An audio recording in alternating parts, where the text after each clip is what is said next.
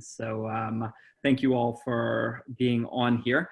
Hello and welcome from the Napa Valley. Thanks for joining our Napa Valley's Top Grape Varieties and Wine Styles webinar. I'm Connor Best, the head of international marketing for Napa Valley Vintners. NVV is a voluntary association of more than 550 wineries in the Napa Valley dedicated to promoting, protecting, and enhancing the region. Today, we have more than 500 people RSVP'd, and it's truly a worldwide event. I'm excited that people are joining us from more than 10 countries on 4 continents and dozens of US states, including nearly 200 members of the local Napa Valley wine community. So member winery employees from dozens of wineries are joining the webinar. Thank you for your support of our wines wherever you are around the world. This is the second in a series of masterclasses that we're hosting. We did an overview of Napa Valley course last week called Napa Valley Rocks, or actually 2 weeks ago, called Napa Valley Rocks. And a recording of the webinar is located on our website, naparocks.com, where a recording of this webinar will also be. Our next masterclass, Napa Valley Cabernet Sauvignon, A Global Perspective, will take place on June 4th, and we'll send you a link to RSVP in a follow-up to today's class. It's my pleasure to introduce our speakers, 2 very dear friends and 2 of the best educators I've ever worked with. Peter Marks is one of our local masters of wine. He's a vice president of education and a partner at Napa Valley Wine Academy. Peter is one of only 54 masters of wine residing in the United States and one of fewer than 400 around the world. From 2008 to 2019, Peter was vice president of education for Constellation Brands. And before joining Constellation, he was senior vice president of wine at Copia in Napa. He also has experience in online and retail sales and is actually one of the best cyclists in the Napa Valley. He always buzzes past me up Dry Creek Road in Napa. Catherine Bouguet is the owner and head of education at Napa Valley Wine Academy, overseeing instructors and courses at the Academy's 8 locations around the country. She earned her Wine and Spirits Education Trust Diploma in 2010 and instructs advanced courses such as WSET Level 3 and diploma units. And when I took my WSET, she was one of my instructors and I passed with distinction. So thanks, Catherine. Welcome. She's also a great writer. She sits on the Napa Valley Vintners and St. Helena Star tasting panel and routinely writes columns for the St. Helena Star, amongst many other writings that she does. On a technical note, Peter and Catherine will be asking you a few questions throughout the presentation today. Please type your answers in the chat function so that we can all see and share the answers. If you have a specific question that you'd like to pose to one of us, please do so in the question and answer feature. We'll try our best to answer all of your questions there, either typed or live. And so now, without further ado, I'll hand it over to Catherine, and I'll go ahead and turn off my video. So thank you both. Great. Thank you so much, Connor. It's a beautiful day in Napa Valley today. Happy to be here. And I'm always thrilled to present with my colleague and friend, Peter Marks, whose prowess in telling jokes and stories is just as great as his wine knowledge. So it's always good fun. You can watch Peter's background change a little bit as we go through the presentation. He'll travel around the valley a little bit. But for this course, whether you talk about Napa Valley grape varieties on a weekly basis, or if you're new to the industry, either way, today, this course is going to give you stories, facts that you can retell when you talk about Napa Valley's wines and give you the confidence to go and talk about the differences between, our top white grapes and our top red grapes. So before we actually dive in, to what our top 6 grapes are, let's start with a very brief history on grapes in Napa Valley. We're going to start with a pop quiz. So go ahead for me, please, and answer in the chat box, which grape is considered the original black grape variety of California? Original black, ooh, I see lots of answers coming in. Excellent. Great. Oh my goodness. Okay. So the answer is the Mission grape. For those of you who answered Zinfandel, hold on, more is coming on that. And that's a good response.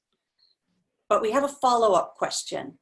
Is the Mission grape Vitis labrusca, Vitis riparia, Vitis vinifera. When we talk about the species that belong to the genus Vitis, which one is the mission grape?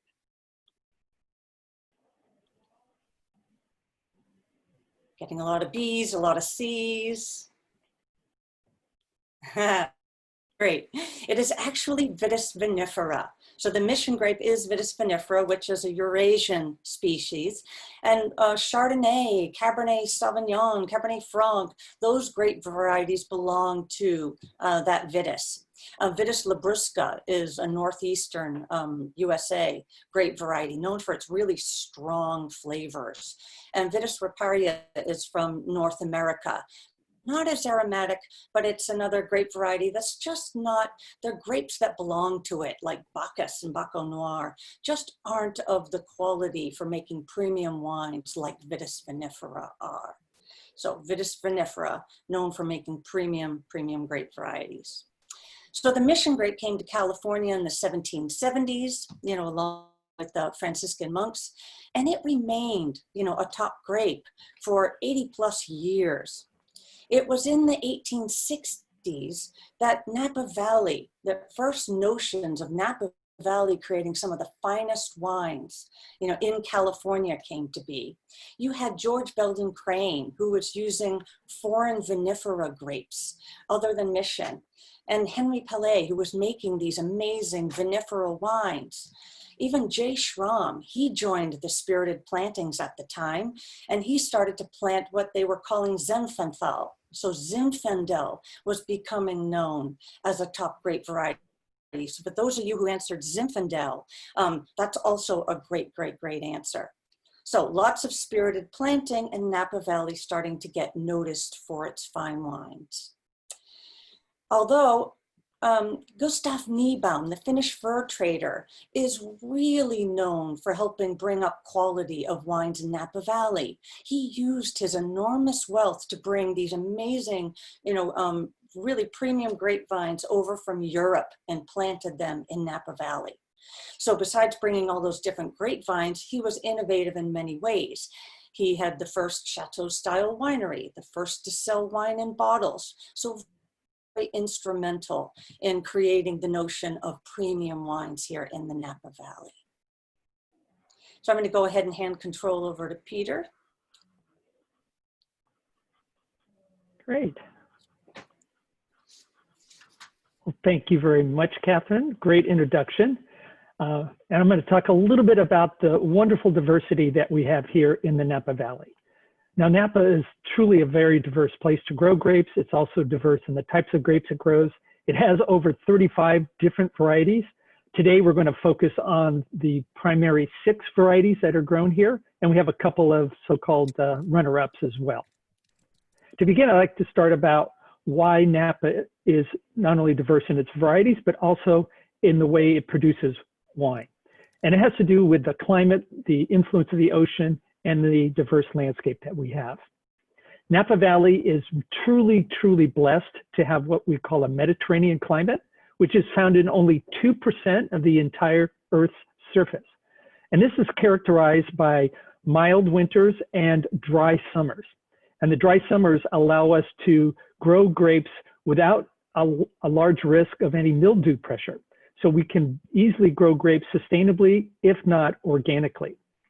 Also, the Pacific Ocean, which typically brings in that wonderful fog, just like a blow of fresh air conditioning in the afternoon and evening to cool things off. And this allows the grapes to rest at night, to preserve the precious acidity, and also extends the growing season to allow the flavors to develop gracefully and along with the phenolic ripeness at the same time. And then we have a very incredibly diverse landscape. We have 2 mountain ranges, the Vaca Range, which is on the eastern side of the Napa Valley, and the Mayacamas Range on the western side. And both of these mountains offer elevations up to 2,500 feet. The different elevations will provide unique climates and aspects to further increase the complexity and diversity that we have. Also, mountains tend to have a lower diurnal temperature shift. And what diurnal temperature shift is the temperature difference between day and night. And I've got a slide here which I think will help show that a little bit more. So if you look at this slide, whoops, too quick on the clicker there. There we go. So this is a temperature detail that was taken just last July, middle of July, July 15th of last year. And if you look at the top line that's highlighted there, Angwin, which is Howe Mountain, and you can see the temperatures at the daytime hovered in the mid 80s. And then at night, it got down to the low 60s. Compare that with, uh-oh, are you doing that, Catherine? I don't know why it's going automatically backwards and forwards here on me. Oh, so sorry. I did trying to look at the Q&A. I'll stop. Oh, sorry. Okay. So if you look at the Rutherford, which is in the valley floor, you can see the temperatures were at daytime high in the mid 90s and then the low 50s at night. So a much wider swing on the valley floor and not as large on the mountains. And that has to do with two factors. Number one, in the mountains, it's generally cooler as you go up in higher elevation. This is due to the effect of higher elevations where the hot air is not trapped like it is on the valley floor. And also, it's warmer at night because the mountains don't see the fog that is typically blanketing the valley. That is that the fog bank is usually maximized at about 100 or about 1,000 to 1,200 feet elevation. So if you're above that, you generally are above the fog bank, and that allows you to have warmer nighttime temperatures, but again, cooler daytime temperatures. In the end, it all sort of evens everything out, but it does provide different opportunities to grow grapes in this climate. So Napa Valley, if you may be familiar, it has Napa Valley as an appellation. It also has 16 so-called sub, or I prefer the term nested appellations. I like nested a little bit better than sub, although they're used interchangeably, but sub can often connote subordinate. And it's true that these nested appellations are not subordinate to anything other than their unique appellation within their own right. And indeed, many times you have a smaller, more unique appellation. Generally, that provides an opportunity to give a little more detail about the wine and will many times be at a much higher price than a general Napa Valley appellation. So we're going to talk about the top 6 varieties as I show here in this slide. And the 6 varieties that we have are Sauvignon Blanc, Chardonnay, Pinot Noir, Merlot, Cabernet, and Zinfandel. And while we'll talk about these, we'll talk about the style you expect from these varieties and where they're grown in the different types of climates. We do have a couple of honorable mentions we'll mention at the very end, which are Cabernet Franc and Syrah. So the wine character, where does the wine character come from?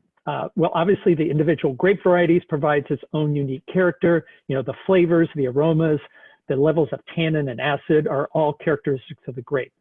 Then you layer on top of that the climate, and climate will greatly impact the character of the wine based on where it's grown. And then finally, winemaking techniques add to the final character of the wine as well. So we'll discuss each of these varieties today. We'll discuss how each of these factors influence the final outcome of the wine's character.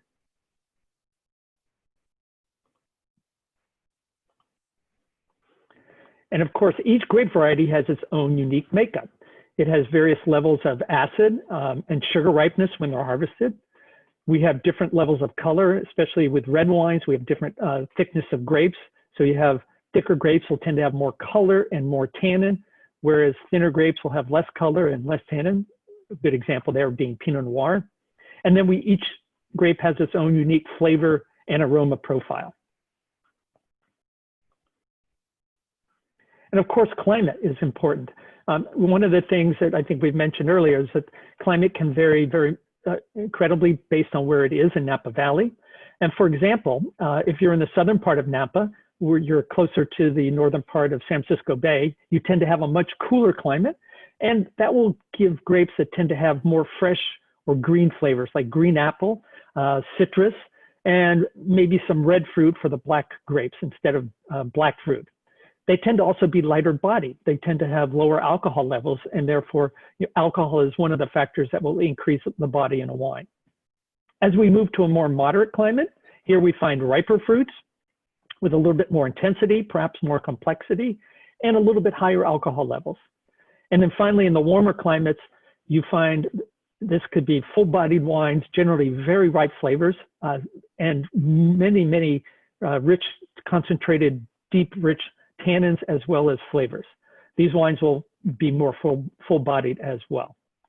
Now, just as a warmer climate can increase flavor and ripeness, also the longer hang time can increase flavor and body. So it could be the climate, but also the longer you leave grapes on the vine to give the intensity and ripeness of a particular grape.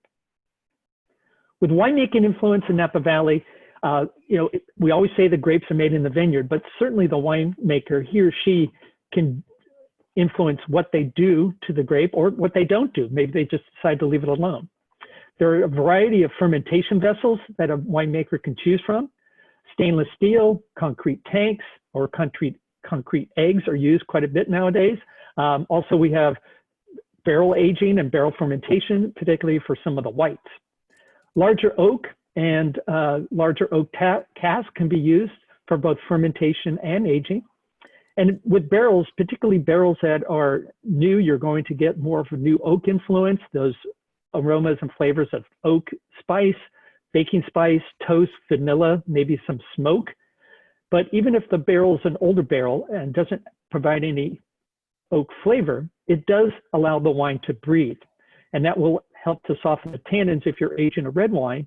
And for white wines, the barrel can provide a more increased, richer texture if you're aging the wine on the lees and stirring the lees up, which is what we call bâtonnage. So many choices here for the winemaker, depending on what they wish to desire in the final outcome. So I'm going to start off talking about Napa Valley's two top white grape varieties. They are Sauvignon Blanc and Chardonnay. And you can see here how they fare as a number of acres that are grown in Napa Valley. These figures are from the 2018 vintage. And if you add up Sauvignon Blanc and Chardonnay, it comprises 92% of all white grapes grown in Napa Valley. And that's pretty amazing when you just think that has such a dominating focus on these two varieties. Also, let me go back up there. The harvest itself, and this figure is from the 2019 harvest, you can see the value of the grapes and how that fared in this vintage. Sauvignon Blanc comes in at about $2,500 a ton. Chardonnay just a little bit over $3,000 a ton. And you'll see the figures there are pretty close when it comes to the value. I mean, Chardonnay is a little more than half the amount of Sauvignon Blanc, and yet Sauvignon Blanc is not as widely planted as Chardonnay. And this has to do with the fact that Sauvignon Blanc tends to crop a little heavier than Chardonnay. So you obtain more tons per acre in general when you're growing Sauvignon Blanc.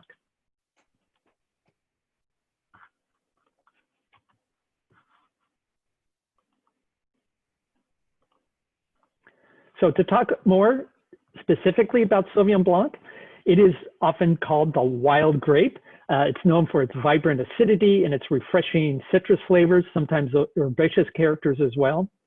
It is believed to come from the Loire Valley of France.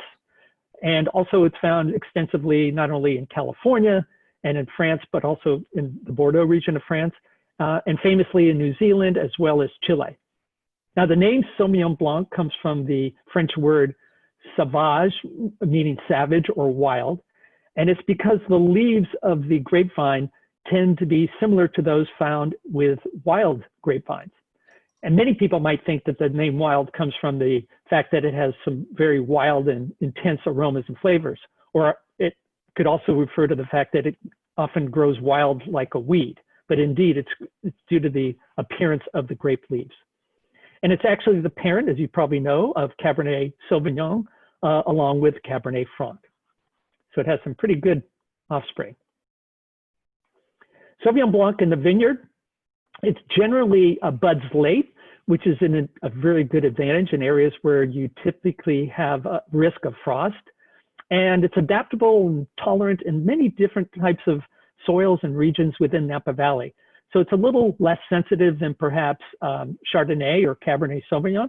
And so it's widely adaptable to being successful in Napa. It does tend to be a little bit vigorous, so canopy management is important here. And this is something that is done extensively well by all the vineyard managers that we have here in Napa. And most white grapes in Napa Valley, as well as now the red grapes, are being picked at night. And this will help retain that freshness and the vibrance of the aromatics in this particular grape variety. So Sauvignon Blanc got its rise in Napa Valley in the 1880s when Gustav Niebaum planted the variety in Inglenook. Other wineries began to plant it later on, and actually in 1915, Beaulieu Vineyards won a gold medal at the International Expo in San Francisco. In the 1930s, right after Prohibition, Sauvignon Blanc's vineyards, the acreage of vineyards in Napa Valley actually exceeded that of Chardonnay. And it wasn't really until the mid-1990s when people began to really look at Sauvignon Blanc more seriously. Some of the pioneers here were Trebethen and Lark Mead. But typically at this time, Sauvignon Blanc would be put into a bottle and labeled as Sauterne. You know, in the time before the mid-60s, many of the California wines were labeled with famous European names like Chablis or Burgundy. But fortunately, around the mid-60s, this began to change. And nowadays, we most often name our wines with the primary grape variety. So this is a slide, and we're going to see this with each of the different varieties that we have today. It'll show you the appellations within Napa, the nested appellations, that have more than 200 acres of that particular variety. You can see here that Sauvignon Blanc is grown in the northern parts, Calistoga and St. Helena, as well as Mid-Valley and Rutherford and Oakville, and even further south in the Yountville appellation. We can't talk about Sauvignon Blanc without mentioning Robert Mondavi and the fact that Robert Mondavi crafted the synonym for Sauvignon Blanc, which is Fumé Blanc. You know, he came to the fore with this variety in 1966 when he started his new winery in Oakville. And at the time, most Sauvignon Blancs were made as a sweet wine. And to be honest, they weren't very good. And the sweetness was there to sort of cover up the intense herbaceous character because the grapes were probably picked too early. Also, the natural high acidity was probably too much to bear. So the sugar covered up a lot of those off characters. He grew a wine and made a wine that was more serious, and he wanted to give it a different name so people would not associate it with the typical Sauvignon Blanc at the time. So he came up with the name Fumé Blanc, and that was named after the nickname for the grape as it's found in the Loire Valley of France. There they call it Blanc de Fumé, literally translates as the white wine from the smoke. And here the smoke refers to the fog that would typically find its way up and down the Loire Valley River. He just took that name Blanc de Fumé, turned it around, and voila, we have Fumé Blanc. So it's a legal synonym. It's not, and Mr. Mondavi didn't copyright it. He wanted to allow other people to use the name, like Gerga Chills, for example, and to propose a new style of Sauvignon Blanc that would hopefully capture the attention of consumers. And it certainly did. Peter, I have to just jump in right there. Kind of fun fact from my life, I actually had a 2013 Reserve To Kalon Sauvignon Blanc, or Fumé Blanc last night, and it was absolutely amazing and a fun wine to have. Can you talk just a little bit, what kind of soils or what kind of soils are Sauvignon Blanc planted in Napa? And also, can you find ones that can age? And I like to think that you can. The one I had last night was pretty good. Well, I don't know if you saw my slide coming up, but I actually wanted to just talk briefly about the oldest Sauvignon Blanc vines in Napa Valley. So that's a question. If you want to answer that in the chat box, this will be a good time to test your knowledge here. Where are these old Sauvignon Blanc vines? And actually, there's a picture of them right behind me here to give you a little bit of a clue. I'm seeing a lot of answers coming in. Oakville, To Kalon Vineyard. You are all a bunch of smarty pants. Yes, you're correct. This is the famous To Kalon Vineyard in Oakville, just next door to Robert Mondavi Winery. And this is called the I Block. And there's a picture of those vines. Beautiful old vines, dry farmed. And to answer your question, you know, Sauvignon Blanc, like I said, it's a little bit like a weed. It's not very picky as to where it's grown. It can be grown in poor soils. It can be grown in rich, fertile soils. It tends to produce in older vines like this. And I don't know if you can see it, but right in the middle of the picture on the right, and right at the sort of the center of that picture, there's a tiny little cluster. And Sauvignon Blanc tends to be small clusters in general, but when you have an older vine like this, the clusters are smaller, the berries are smaller, and you get such intense fruit. You know, the only time I've tasted a berry in the vineyard and it tasted just like the wine is when I've gone into the Tokelon vineyard in the I block. And I get close to, you know, late August when they're about to ripen up. You taste one of these grapes and I swear to God, it tastes just like the wine. And a couple of years ago, we had our 50th anniversary of the winery, and myself and another master wine, Mark DeVere, did a seminar, and we tasted Robert Mondavi Reserve Fumé Blanc dating back to 1981, and the wines were still amazingly fresh. And that's because these wines can age beautifully. They've got great acidity. I think a lot of people think Sauvignon Blanc is only a wine to drink fresh.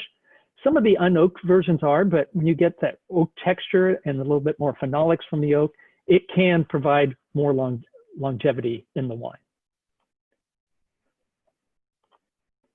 So talk a little bit more about Sauvignon Blanc. Aromatics are very intense. It tends to have medium bodied and again, really good acidity. That vibrant acidity is a hallmark for Napa Valley Sauvignon Blanc. Even in our more moderate or warm climate, that acidity shines through to keep the wines really fresh and really enticing. So another aspect of Sauvignon Blanc are these compounds called pyrazines, or short for methoxypyrazines.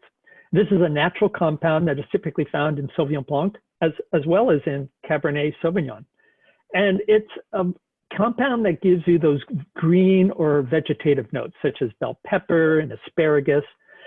And what you can do with Sauvignon Blanc, some producers like to leave a little bit more shade or heavy canopy. And by doing so, you will increase the presence of these pyrazines.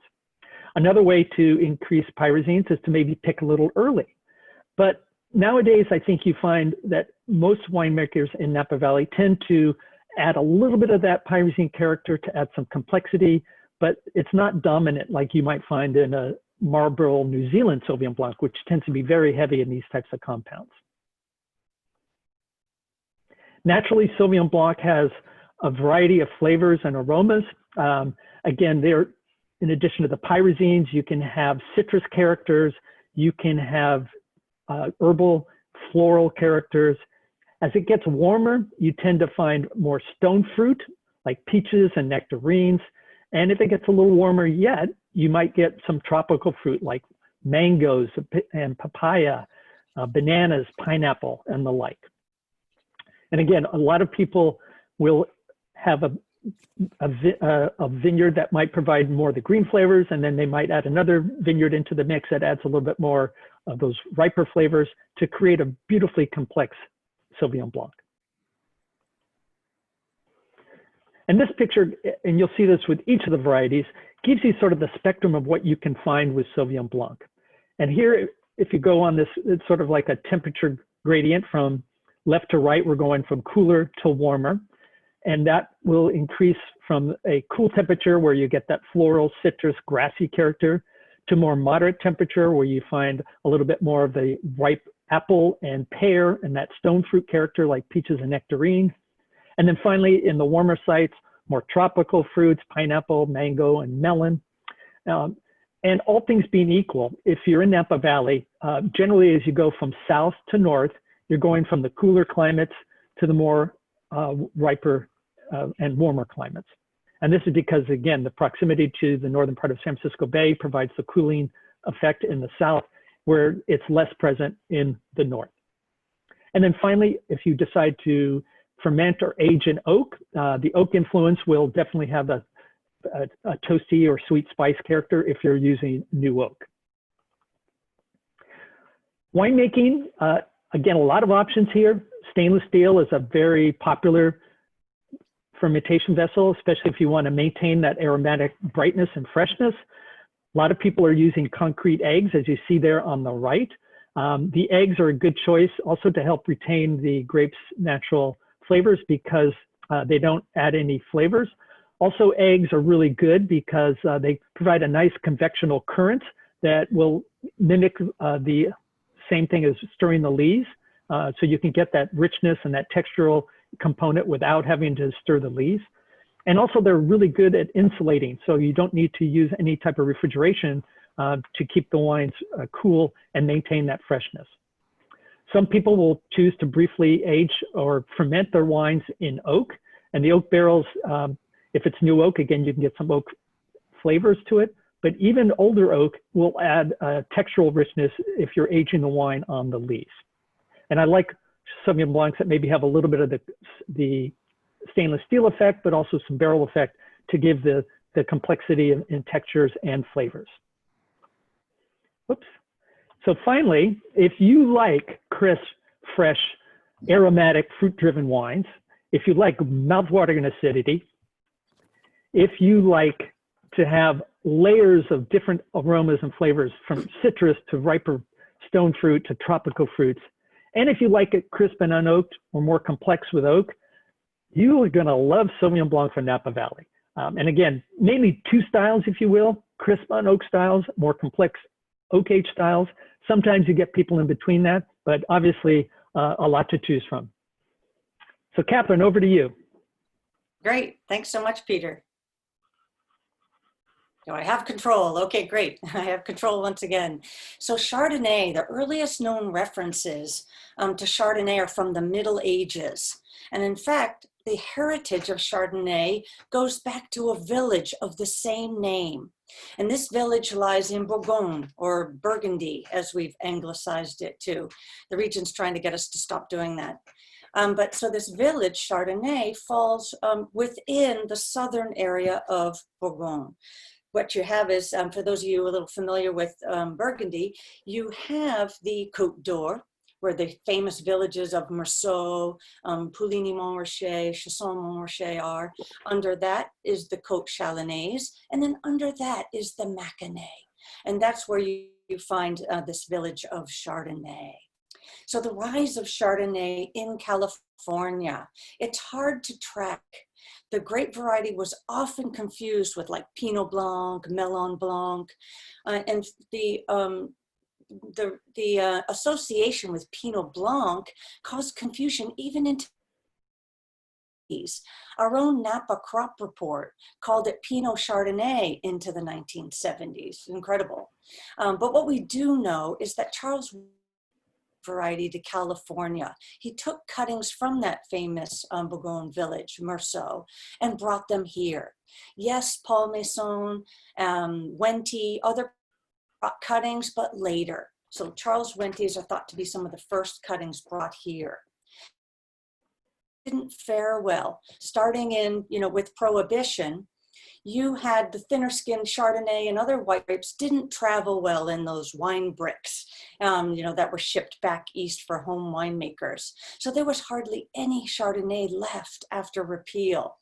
But then we had some producers come in, committed to Chardonnay, like Mayacamas, Stony Hill, started to go ahead and plant Chardonnay. When we talk about the McRaes from Stony Hill, they were in love with the white Burgundies, right? The white Bourgogne wines. And so they wanted to plant Chardonnay. They were told, however, be careful, don't go ahead and plant, Chardonnay. I don't think it will do well. They were warned to diversify.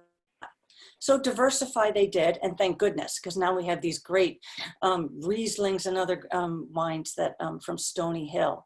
But their Chardonnay today, the vines, the old vines that they planted, there's still these old vines on their property. They're still some of the most iconic Chardonnay wines of the Napa Valley. So these plantings were very, very important for Chardonnay.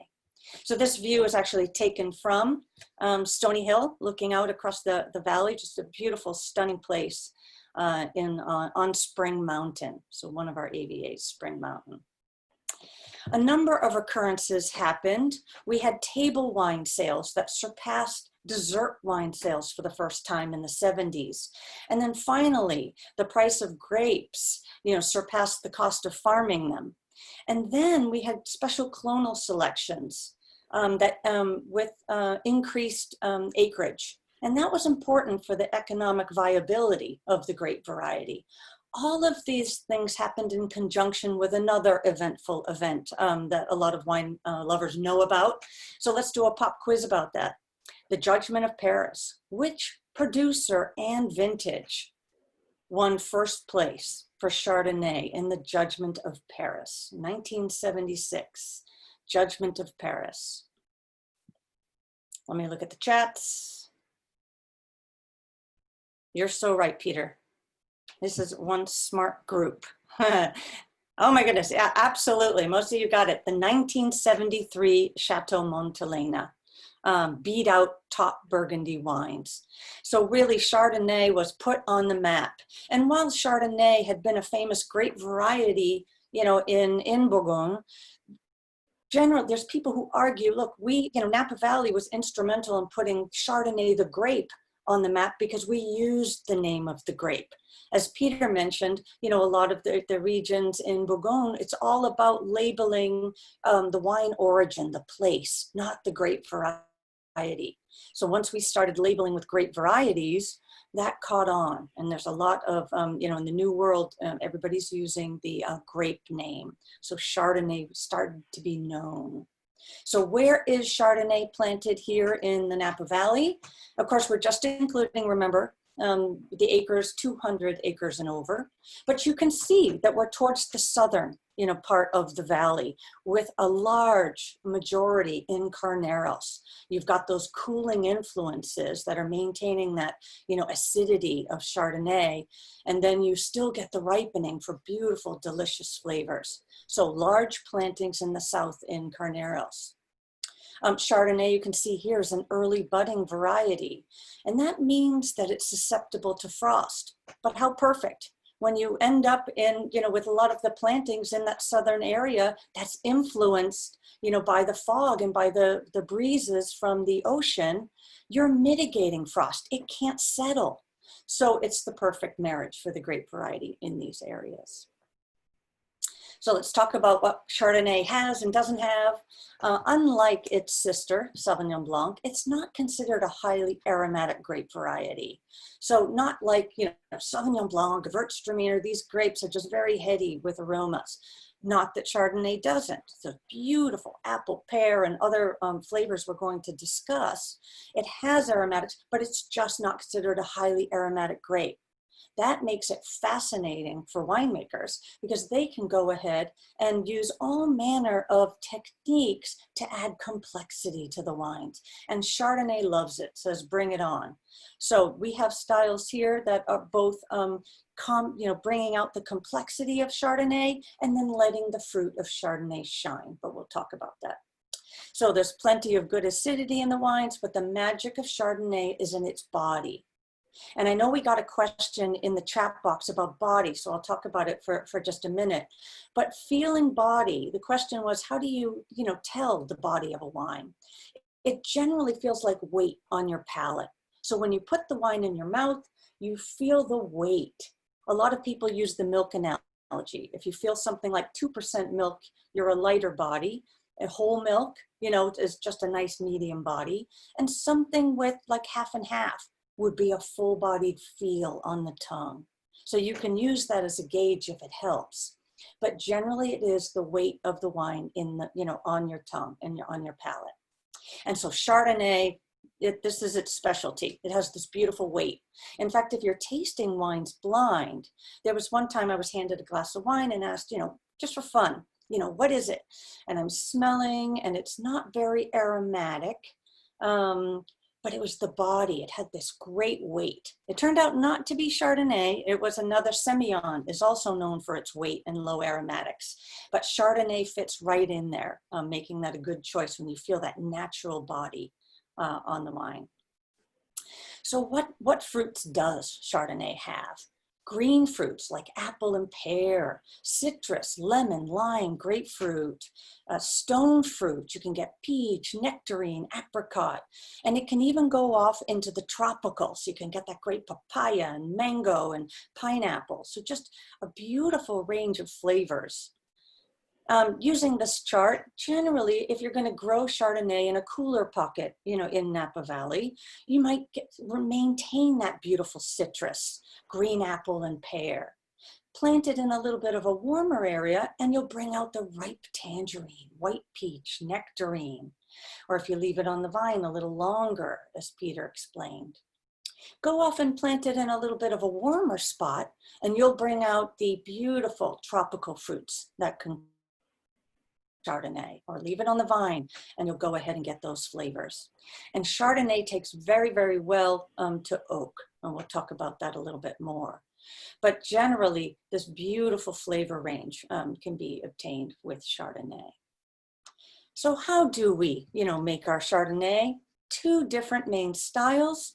We have our neutral vessels like stainless steel. And when you have like the glycol band that helps maintain the temperature there, you can keep a cooler temperature, and that's going to help you maintain purity of fruit. And so Napa Valley does make some great wines that maintain. It's all about the purity of the fruit of Chardonnay.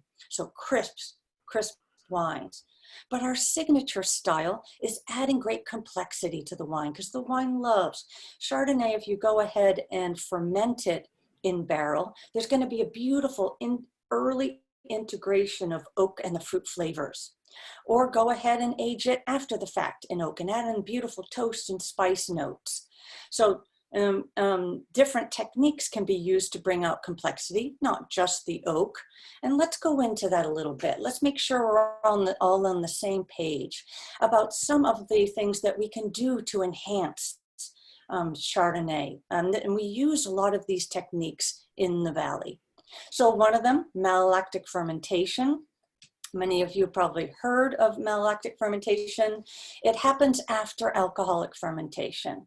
And it actually happens by the action of good bacteria, not by yeast, but you're softening the acids. So you're taking the malic acids, like, harsh acids like in a green apple, and you're turning them into lactic acids, which is nice and soft.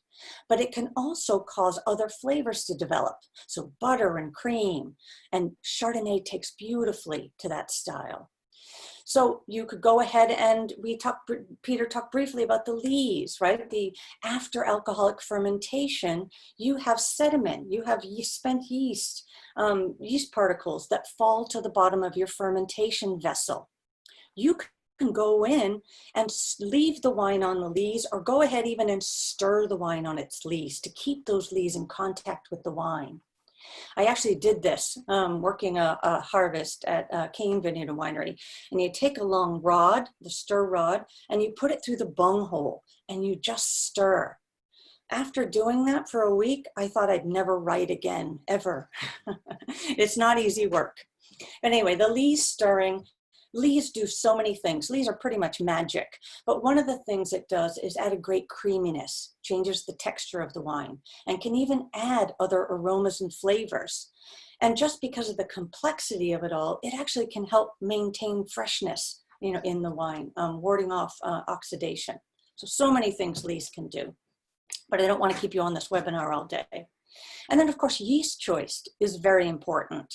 And, I like to joke around that you can go to the Amazon of yeast stores and just get any kind of yeast that can actually enhance, flavors or characteristics in your wine. Sitting on that, lucky enough to sit on that tasting panel with the Napa Valley Vintners and the St. Helena Star. And for 10 years, each year we taste the Chardonnay wines, and generally we put them in flights by oaked versus unoaked, until winemakers were like, wait a minute, guys. All of these influences here, MLF, lees, yeast choices, that influences the final wine style just as much as oak. So all of these things can be used to enhance Chardonnay. And we go ahead and we do all of these things here in the Napa Valley. One thing that Chardonnay does very well is age well. When you're talking about how do you know if a wine ages well or not, there's generally two things you want to think about. One, that there's something structurally that will allow the wine to age, such as acid or tannin. And the second is, can it take on mature flavors and aromas, like we call tertiary? Can it take those on and become a better wine? Is it worth it them down. Chardonnay can do this magically, right? It has the acid, and then you can go ahead and with age, you'll develop this honey, ginger, toasted nut, just beautiful complexity. The fresh fruits start to turn a little more dried pineapple, anyway, the wines just get super delicious as they age. So pretty much, instead of just those beautiful springtime, aromas and that acid and the high aromatics that you get from Sauvignon Blanc, Chardonnay is great for people who love the texture, want a white wine, but they love a round, va-va-voom texture, I like to call it. You can have like spiced red apple pie flavors, pear, peach. Generally, as I mentioned, our signature style will add on the toasty oak and today, more than ever, we went a little strong on the oak, in the last 10 years. That has changed. I've seen this beautiful integration of oak flavors with the fruit flavors. And so Napa Valley Chardonnays are just a delicious choice. I'm going to hand it back to you, Peter. Great, that was awesome. Thank you, Catherine.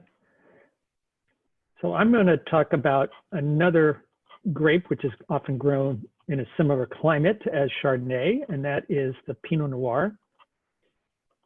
Catherine, I'm not moving my slide. Maybe you could just do it for me, if you don't mind, please. Let's see if that works. Yeah. Oh, thank you. I hate to give up control. Oh, I wouldn't. You just made me realize I forgot a slide. My bad. There you go. So I'll just add a quickie. Chardonnay is also important for our, sparkling wines. We have so many great sparkling wine producers here in the Napa Valley, a lot of them doing traditional method, which is, 2 fermentations. And Chardonnay is one of the key grapes in Champagne. And we've adopted that here as one of the key grapes because Chardonnay is incredible. Chardonnay in a sparkling wine can add citrus fruits, finesse, and longevity to the wine.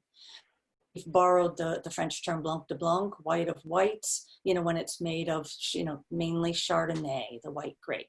But we can often blend them with other grapes, such as the one Peter was just about to introduce. Back to you, Peter. Okay. Also, I wanted to make sure I addressed Luke's question about fermentation. Why do we call it fermentation when we're talking about malolactic? Well, fermentation is a general term that is used to discuss or to identify chemical changes that take place in organic compounds that are caused by enzymes. So when you have alcohol fermentation, you're changing from the sugar into alcohol by the process of the enzymes in the yeast. And then with malolactic, it's bacteria enzymes that are converting the malic acid into the lactic acid. So I hope that answers that question. So fermentation is not specific to producing alcohol. It can cause other compounds. Well, now we're moving into the Napa Valley Red. So you can see the top 4 varieties are Pinot Noir, Merlot, Cabernet Sauvignon, and Zinfandel. To give you an idea of the acreage, you can see here, obviously Cabernet is king. It dominates the total acreage compared to the others. In fact, Cabernet is approximately 50% of all vineyards, both red and white grapes in Napa Valley. So it's our king variety here in the valley. From the 2019 harvest, you can see the price per ton for each of the varieties and how much that resulted in the revenue if you multiply the tons that were harvested versus the times the price per ton. And you can see Cabernet Sauvignon coming in at $650 million is a cash cow for sure. I'm going to start off talking about Pinot Noir, but before we do that, Cabernet's pricing has increased quite a bit over the last few years. If just taking a last 10 years of harvest, if you start in 2010 and go up to the present day, about every 3 years, you'll notice the price per ton goes up about $1,000. So that's probably a better performance than many of our stock portfolios right now.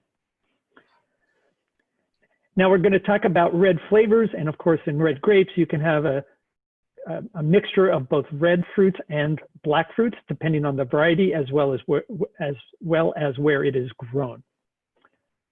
And I'm going to start off with Pinot Noir. which generally tends to show more of the red fruit profile. It's unique in that Pinot Noir is probably one of the oldest Vitis vinifera varieties on the planet. It's at least 2,000 years old that we know of. It's also often known as the heartbreak grape or the finicky grape because it is a pain in the you-know-what to grow and sometimes to fashion into wine. One of its challenges in the vineyard is that because of its thin skins, it's very susceptible to diseases and funguses and rots. And in the winery, it requires a gentle extraction to get the color and the flavors out without dominating by any astringency that you don't want. Quick question for all of you out there. Which famous Napa Valley winemaker made Pinot Noir his life challenge? So I'll give you a clue. It is a man. His challenge. Who is this person? Randall Graham. Andre T. Oh, Inger, of course you knew that one.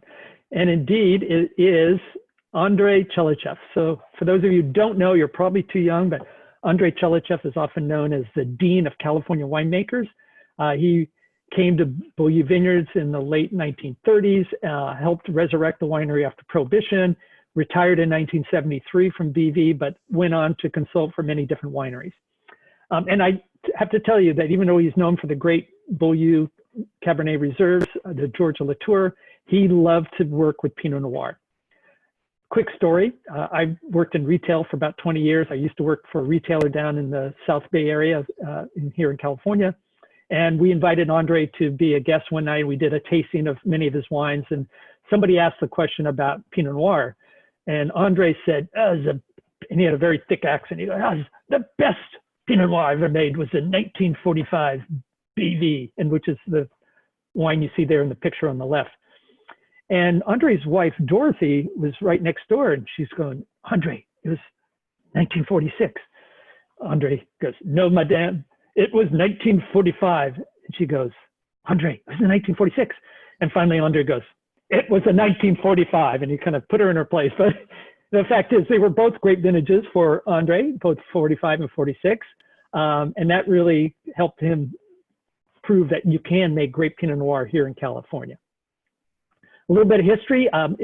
Pinot Noir first appeared in the 1880s. It also arrived at Inglenook with Gustav Niebaum, and it also has a history in the early part of the 1900s. George Latour, even before Andre arrived, planted 15 acres, and then 2 years later expanded it by 10,000 more vines.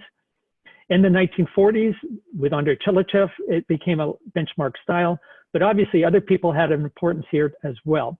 Louis Martini planted some grapes and got grapes from which is now the Stanley Ranch, and he began to prove that you can make great Pinot Noir here in the valley.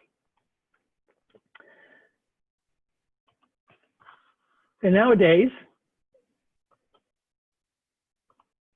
there we go. Nowadays, Carneros is the bright spot for Pinot Noir. Pinot Noir from Carneros is prized for its fresh aromatic character, a lot of ripe, spicy fruit from red cherries, red raspberries, red strawberries, and the cooler temperatures help retain the elegance and the freshness of this particular variety. Really only two appellations in Napa that get show more than 200 acres of Pinot Noir. A little bit in Oak Knoll, but dominated in the Carneros appellation, as you can see here. Pinot Noir is an early budding variety that can be a risk if you're in a frost-prone zone. But fortunately, in Carneros, because of the breezes that come through, the risk of frost is generally mitigated. It is also early maturing, which is great. So any autumn rainfall that may come, it generally is not a risk for the Pinot variety. And it tends to have small clusters, which give you lower yields.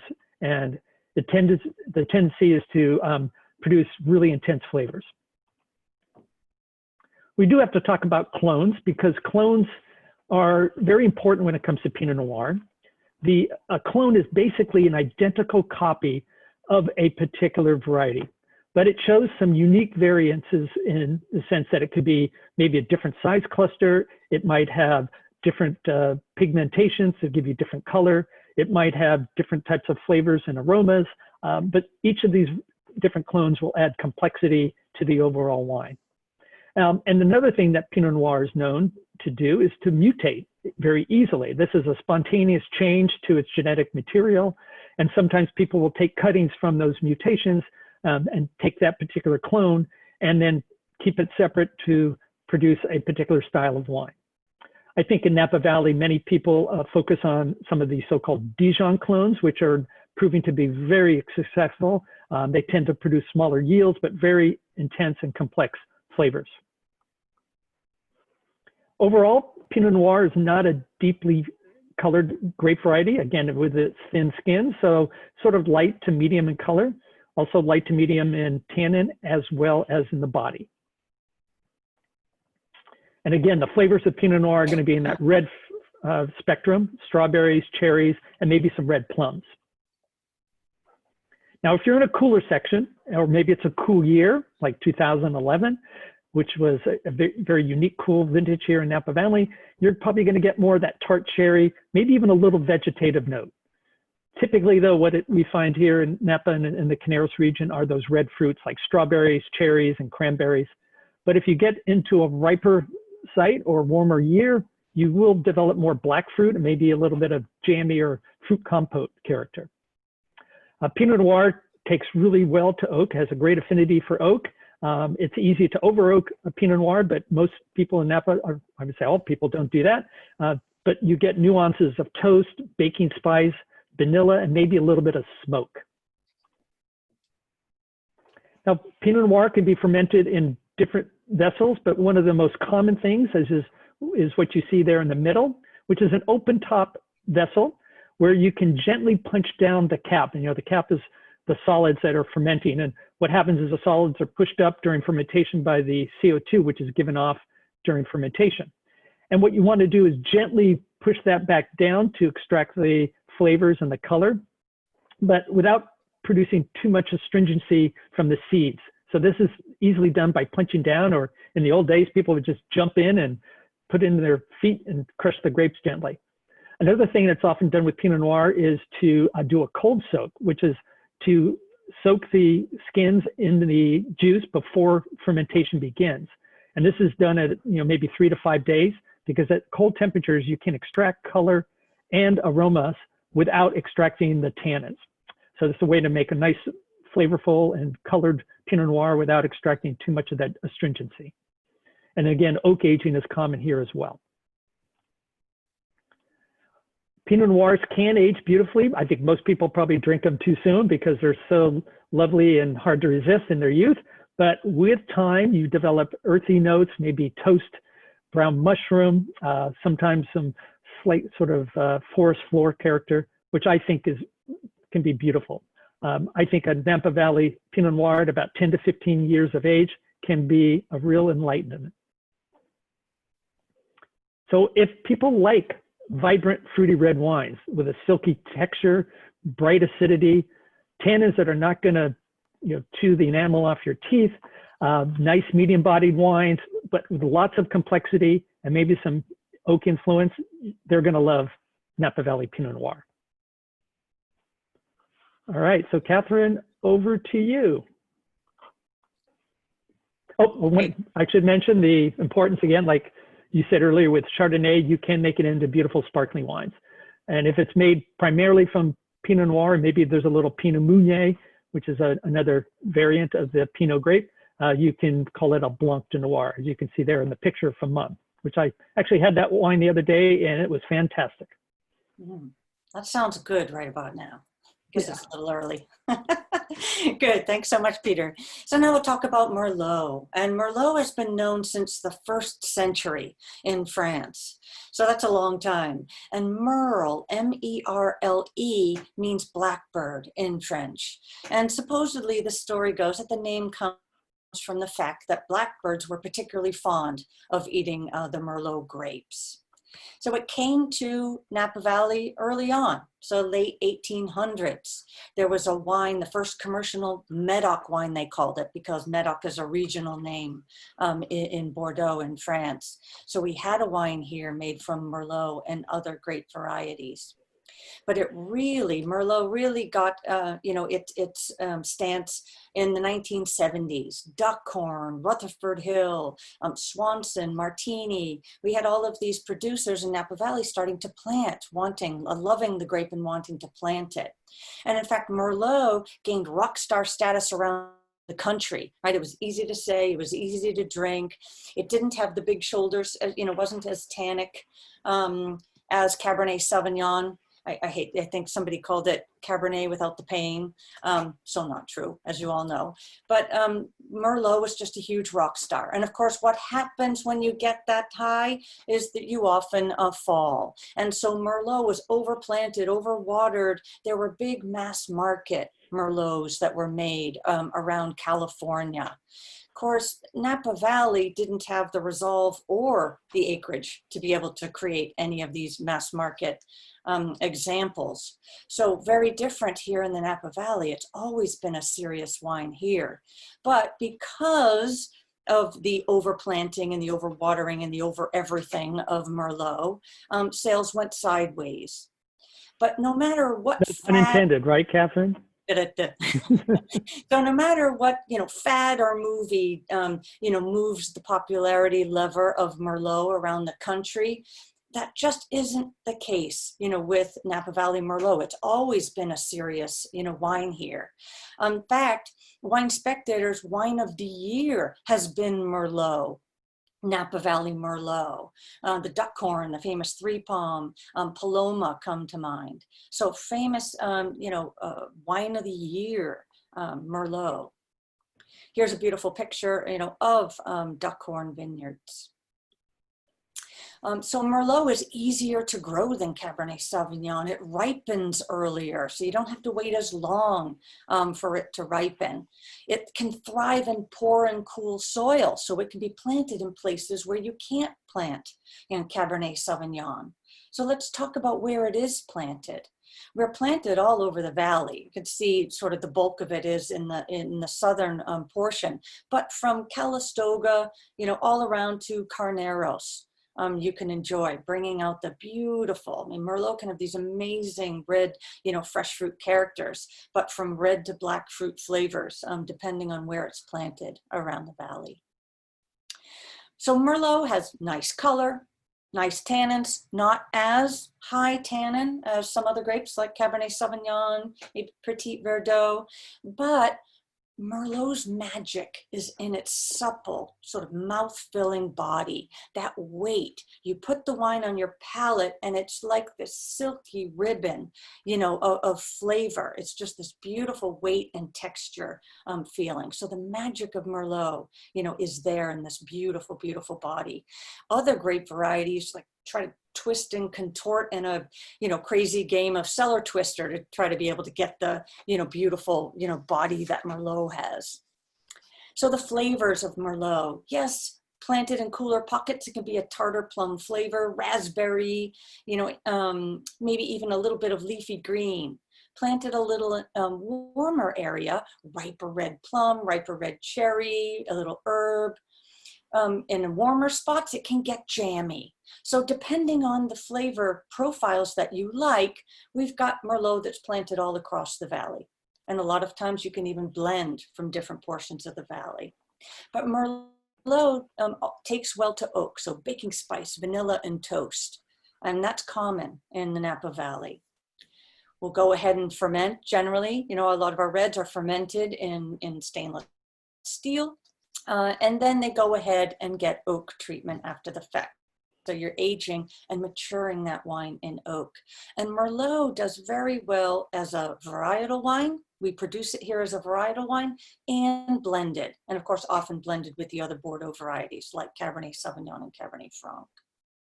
Merlot gets beautiful as it ages. It's got enough tannin to age. Remember we talked about, what it takes for a wine to age well, something structurally. It's the tannins, it's got nice acid. But then as the wine evolves in the bottle or in the barrel, you're gaining this beautiful leather, cedar, the fresh plum starts to change into this beautiful dried plum flavor, nice savoriness. So it can be beautiful as it ages. In fact, I've watched, just an evolution of Merlot styles in the Valley, since, I started tasting them about 10 years ago on that tasting panel. And it used to be that a lot of winemakers would try to make their Merlot taste like Cab. Right, they went ahead and aggressively extracted color and tannin and dressed it up with dollops of oak. And the wines were fine, but now wine producers are letting Merlot be Merlot and letting it's just that silky texture shine with this red and black plum and these beautiful flavors. So I think that tasting Merlot today, Napa Valley Merlot is tasting the glory of the grape variety. I love to see people drinking Merlot. So if you're looking for something a little tannic, right? Just silky, rich texture, the red and black, plum and cherry, maybe some dried herb, toast, vanilla, and that mouth coating, that filling, filling out the palate, that nice richness on the palate. And I dare say that also just value, right? You can find a lot of Merlots. There was a tasting that we did of Merlot, I think it was just this year. And Master of Wine, Dr. Liz Tosh was there. And we revealed then the Merlots at the end of the tasting. And she looked at the prices and she said, am I in Napa Valley? Some of the prices of Merlot are incredible values. Okay, Peter, off to you. Great. And I'm in Mount Beater right now, talking about Cabernet Sauvignon. Cabernet is obviously one of the most important varieties here in the Napa Valley. We're known for producing world-class Cabernet Sauvignon. This grape is believed to have originated in the Bordeaux region of France sometime in the 1700s. And today it's called Cabernet Sauvignon because it is one of the offspring, as you know, of Sauvignon Blanc and Cabernet Franc. Don't know exactly what happened. There's a little hanky-panky in the vineyard one night, but the result is we have Cabernet Sauvignon. And it has the name Sauvignon because it has leaves and wood structure that resemble the Sauvignon Blanc grape. And Cabernet is the most important, most expensive variety in Napa Valley. And it's the lifeblood of our farming, our winemaking, our tourism, and our economy. So to talk about its history, just briefly, Gustav Niebaum Coppola, who created, who created this was, and then subsequently purchased by Francis Ford Coppola. In Inglenook in the 1800s, Hamilton Walker Crabb, who started To Kalon, and actually he started a nursery. And one of the things that Hamilton Walker Crabb was important to recognize the fact that Cabernet was a grape that should be grown here in Napa. Proof of that is that Hamilton Walker Crabb's wines won a gold medal at various European fairs. Also, Liparita Winery in the year 1900 won a gold medal at the Paris exhibition. And then a little bit of a slowdown during Prohibition, but post-Prohibition, some of the stalwarts in Napa Valley like Louis Martini, Charles Krug, Inglenook, and Beaulieu Vineyards kept the legacy of Cabernet Sauvignon alive. Cabernet Sauvignon is a late butter, fairly late on the ripening, medium-sized clusters, and pretty good vigor, but not too much. So I have a question for all of you, and the question is, which nested AVAs have both the largest and then also the smallest acreage of Cabernet? So is it Oakville and Caneros? Is it Oakville and Wild Horse Valley? Is it Rutherford and Caneros, or is it Rutherford and Wild Horse Valley?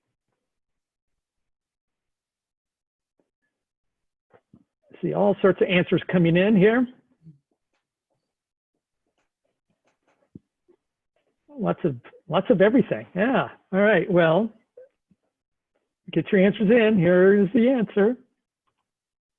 It is actually Oakville and Wild Horse Valley. And here's acreage that you can see throughout Napa, and you'll notice the only two nested AVAs that are not on this map are Carneros and Wild Horse Valley, because they have less than 200 acres. I wasn't able to find the exact acreage for Wild Horse Valley, but it is, I think it's less than 100, and Carneros has roughly about 100 acres of Cabernet. Now, why does Napa Valley make it an ideal place for Cabernet? Well, we've talked about the climate, we've talked about how great the weather is here, but a lot of it has to do with the diversity of the soils. In Napa, we have many different types of soils, but we could probably narrow it down to three main types, and that would be the mountain soils on mountaintops, alluvial fans, which are sort of at the base of the mountains, and then fluvial soils, which are found more in the middle of the valley, closest to the Napa River. Underneath that, we have a variety of different types of bedrock, volcanic, and marine sediment, and those things crop up at various places and locations throughout the valley. But to talk about those three main types of soils in general, if you're looking at the fluvial soils, and again, these are the soils that tend to be along the middle of the valley, they tend to be more fertile, consisting of silts and clays. They tend to have good water retention. So if you're growing grapes in the middle of the valley, oftentimes you'll see they are dry farmed. And they tend to be a little bit vigorous, but you can easily control that with your canopy management. The alluvial fans are found, again, at the base of the mountains, both on the eastern and the western side of Napa. You find these alluvial fans, and they're soils that have been washed down over the years from the hillsides. They tend to have produce grapes that are maybe a little bit smaller, as the soils are not as fertile as they are in the fluvial areas. And great examples of this would be the so-called Rutherford Bench and Oakville Bench, which are famous examples of these alluvial fans coming off the Mayacamas Mountains.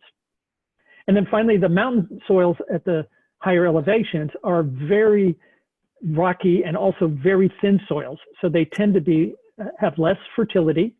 And as a result, the vines will not grow as large, and the berries and the clusters are smaller.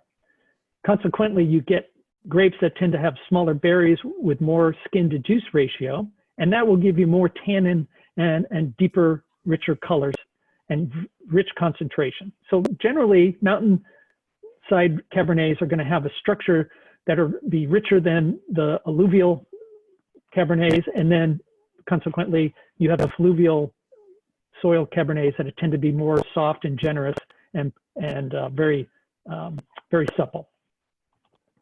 So Cabernet, almost everything is on the high end of the scale: color, tannin, and body. I should also mention the acidity is also quite high with Cabernet Sauvignon.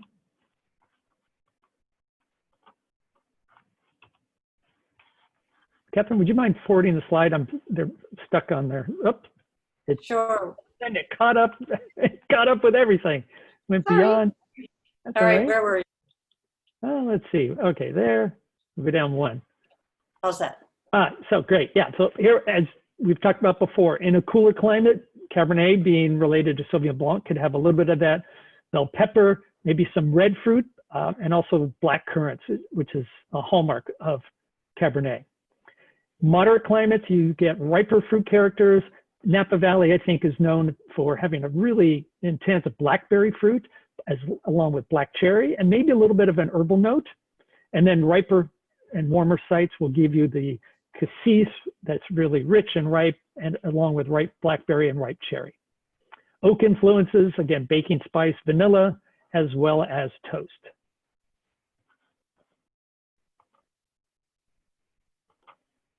And there we go. Fermentation. Fermentation is often done in stainless steel. More often today, you might see oak casks, these large neutral oak casks. They tend to do really well because they tend to keep the temperature a little bit longer. So if you're done fermenting, the temperature goes away, because during fermentation, yeast increase the temperature of the vat. But in stainless steel, you're going to keep it more on the cool side. With oak vats, it tends to keep the temperature a little bit warmer, and that tends to make perhaps a little bit more softer tannins. At least that's what many people believe. Oak aging is very common with Napa Valley Cabernets, typically a minimum of 12 months, more likely 18 or even 24 months is what you'll see with aging Cabernet. And that's enough time to give the wines a softening effect, because over time the tannin compounds will fall out in the barrel, producing a wine that's ready to drink upon release. Cabernet can be blended in with those other Bordeaux varieties as well: Merlot, Cabernet Franc, Malbec, and Petit Verdot. With age, and we all love to drink Cabernets with age, cedar, leather, cigar box, forest floor, savory, as well as dried fruit aromas and flavors. I would say, for me, and this is just my own taste, if you're drinking Napa Valley Cabernet, they're great from the get-go when they're first released. I like them at about 10 years of age, particularly because there's still some of that freshness and youthfulness still apparent in the wine. And yet you're developing that bottle maturity, as you see here. And then even 20 or 30 years, the wines will tend to be more of these age characteristics, but they're still alive and fresh with that tannin and acid level that allows them to age gracefully. So if you like deeply colored, intense, concentrated red wines with distinct blackberry, cassis flavors, lots of complexity, oak integration, wonderful wines to age, if it's your child's birth year, maybe it's the year you got married, maybe when you want to celebrate getting out of this pandemic, you're going to love Napa Valley Cabernet. That's great. Peter, I actually have one question. I would love to just pick your master of wine brain a second. Sure. I always hear conversations amongst trade and winemakers about, is Napa Valley Bordeaux or Burgundy? And this is primarily talking about Cabernet. I mean, we grow varieties more in common with Bordeaux, but a lot of the farming, and tends to be the trend these days, to be more and more site-specific, closer to Burgundy. So I'm just wondering if you have any thoughts on that. It's an interesting question. I like that question. We talked about the diversity of Napa Valley. Napa is more diverse than both Bordeaux and Burgundy. And because of that, we can successfully grow all these different grapes. Because Napa Valley Cabernet Sauvignon is the dominant variety, we probably align more with Bordeaux. But, we're different than Bordeaux in climate and also the style of wines we produce. And yet at the same time, we do have an affinity with Burgundy because we can make exquisite Chardonnays and Pinot Noirs, and we can produce wonderful sparkling wines. But again, I think dominating our sort of style would be more akin to Bordeaux. But again, we're unique. We are unlike any other place in the world, which is why people love Napa Valley, not only to visit, but to drink the wines. And I think one of the trends, although we do grow Cabernet, which is common in Bordeaux, I think one of the trends that we're seeing in Napa Valley Cabernet is to be more and more site-specific. You're seeing, especially at the higher end, more and more vineyard designate wines from a specific vineyard, wineries fermenting and bottling the wine separately, and more prizing specific terroirs over regional blends that you may have seen in the old days. That's a trend that I've seen over the past 10 years in Napa, and I think a lot of people are moving in that direction, which is a model sort of along the lines of how Burgundy treats their vineyards. Right. And just to add to that, I know we're kind of running late, but I think it's a good point. And Catherine mentioned earlier that we're using less oak when it comes to Chardonnay. I think you're finding in Napa Valley, a lot of winemakers are putting out or producing more what we might call balanced wines. We've gotten away, I think, from that really overripe plush style. I mean, we still find that. You can still find those, but people are now going back in the vineyards, and we are going through a period of some heavy replanting right now with, we had to replant in the late 80s and early 90s because of phylloxera. Those vines are now 30 years or more, and now it's time to replant. And we've learned so much in that interim to be able to now, okay, maybe we can produce vines that are going to be less vigorous, and they're going to take longer to ripen. So we get the longer hang time without the high sugars that are typically a result of leaving the grapes out there for a long time. I think the best years for Napa are still to come. Hear, hear. Thanks for answering. Hear, hear.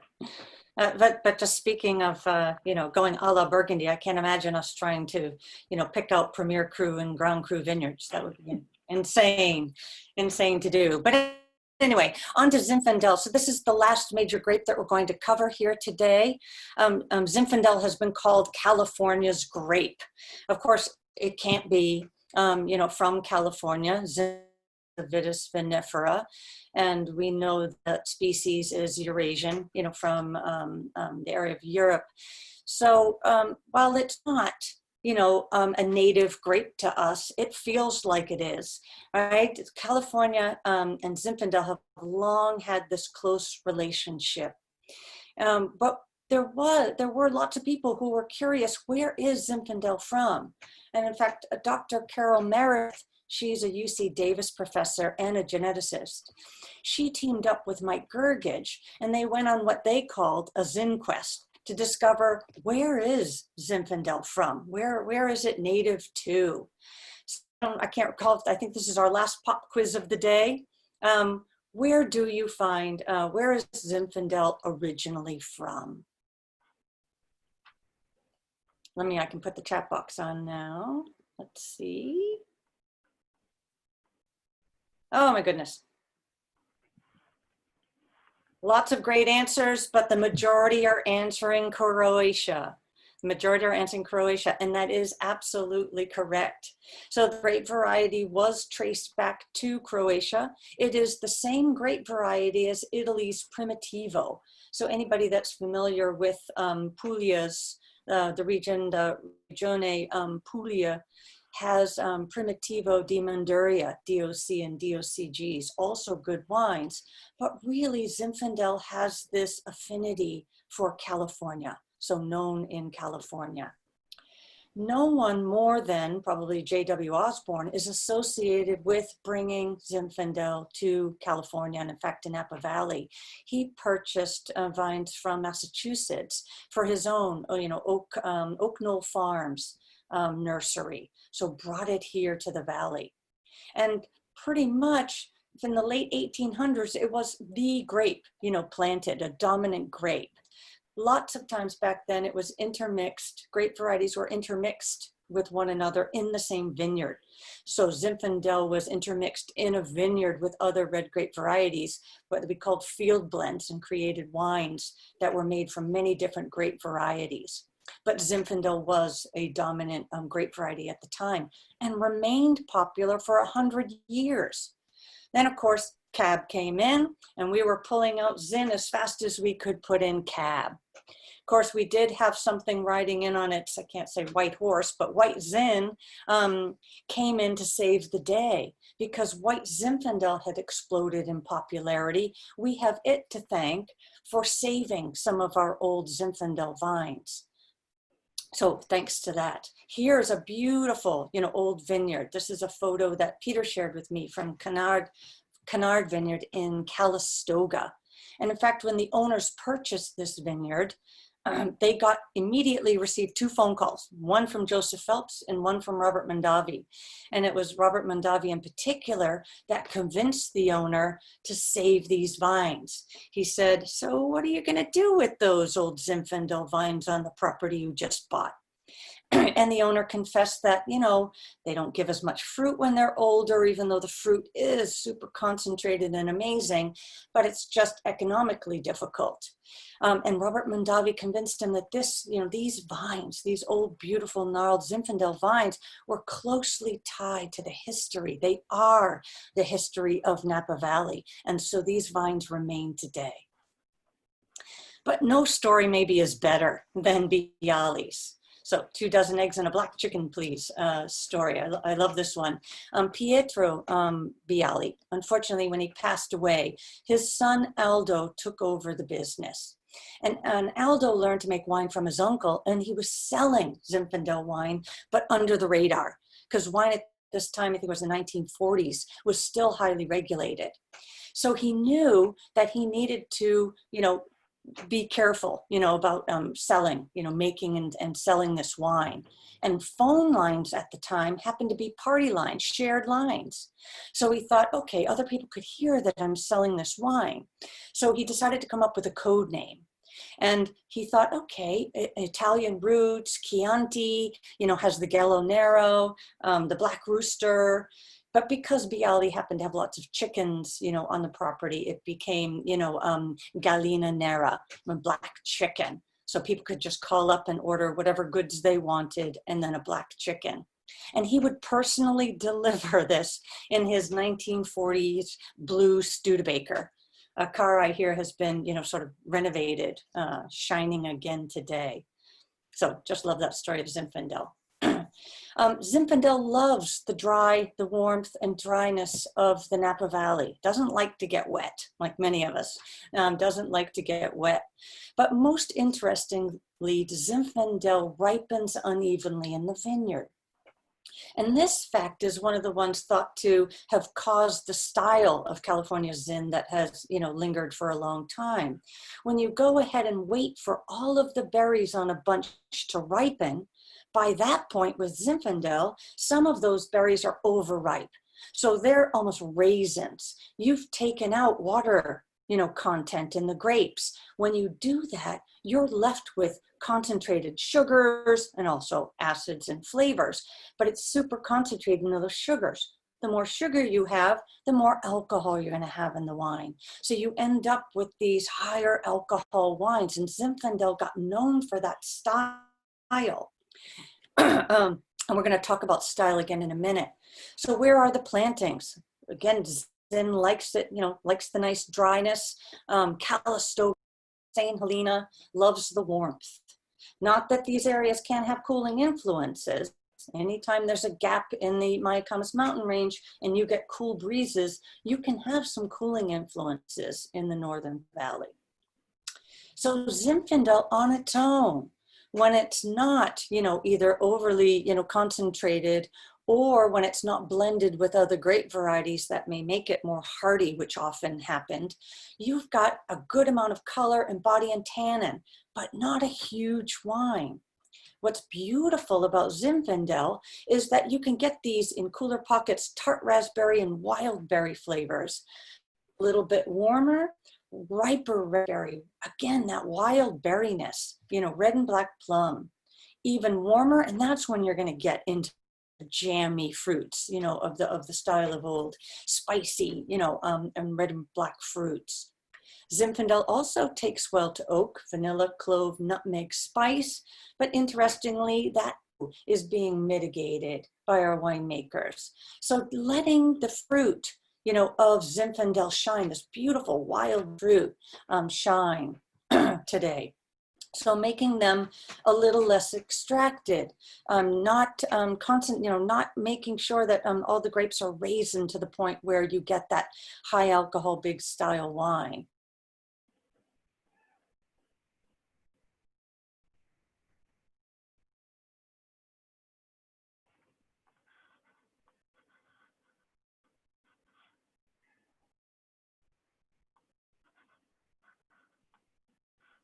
I think we may have lost Catherine a second. Peter, do you want to jump in? Yes. So, although I can't go to the next slide, she's got the slide controls there. Catherine, if you can hear us, we're temporarily lost you.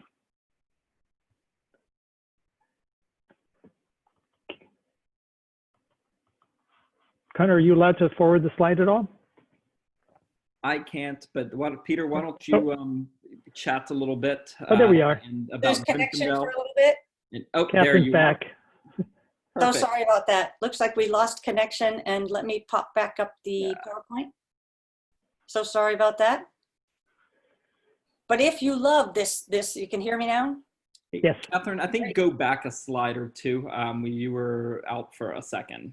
Okay, so sorry everybody. So let's just talk in general about the evolution of style of Zinfandel. Because of the fact that it ripened unevenly and you got all these, you know, raisined berries, by the time you waited for everything to ripen, you ended up with high sugars that translated into high alcohols. And so that made for some very big Zinfandel wines, and that became a prevalent style. However, today that the wines are taking on, they're less extracted. In fact, a lot of winemakers in the Valley won't go ahead, you know, and at the end, you know, you can sort of, you know, bring out tannins at the beginning in the cold maceration Well, in the cold maceration stage, you end up bringing out more flavors and color. It's with the alcoholic fermentation that you start to really bring out tannins. And then post fermentation, you can even, leave the skins on, and you can even get more, tannins released. And this often, this stage, that end stage, is skipped for Zinfandel. So you end up not extracting too much tannin and letting those red berries shine. And this is a style that I'm really seeing, in the Napa Valley. Now, if you like the big jammy, the red fruits and the full bodied and the generous tannins and alcohol, that style is made. But I'm really seeing this, wild berry, raspberry, cherry, nice medium tannins, soft texture, medium bodied. Seeing a lot of these wines being made in the Valley. So really beautiful. Okay, I know we've had your attention for a long time. Just two quick honorable mentions. We have to mention Cabernet Franc. Yes, as the parent of Cabernet Sauvignon, but I think very interestingly, it's garnering a higher price per ton than Cabernet Sauvignon. I think to me that was surprising. But the beauty of Cabernet Franc is in the aromatics that it brings. So there's beautiful aromatics, even like a violet. I don't want to call it perfume because it sort of brings out the violet and brings out the dark fruits. It sort of enhances the dark fruit flavors. So Cabernet Franc is even being made as a varietal wine, but highly prized to add that beautiful sort of perfume to red blends. So highly valuable. And you can see here from the rise in prices per ton. And then we can't forget, I'm just going to jump ahead because I know that we've had you on for a long time, but Syrah. So Napa Valley Syrah can be, I just think Syrah in Napa Valley is one of the most hedonistic, wines we have. You've got this lush fruit, topped with these beautiful savory component. So this just beautiful hedonistic wine with beautiful body, nice tannins, beautiful deep color. They can make such beautiful dark fruited savory wines.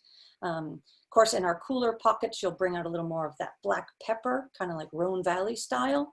And in warmer pockets, bringing out, dark, rich fruits and even licorice. So cheers from the Valley. We've wrapped it up, now. So we want to thank you all for your attention today. Thank you so much, Peter. So cheers to that. And thank you to the Napa Valley Vintners for letting us on the webinar today. Well, thank you both for doing this for us. We really appreciate it. It's an honor having you. Catherine, that last picture, where was it from? It's such a beautiful view of the valley. Isn't that great? That's Smith Madrone. Oh, such a beautiful, I've stood right in that same spot. It's a beautiful place overlooking St. Helena.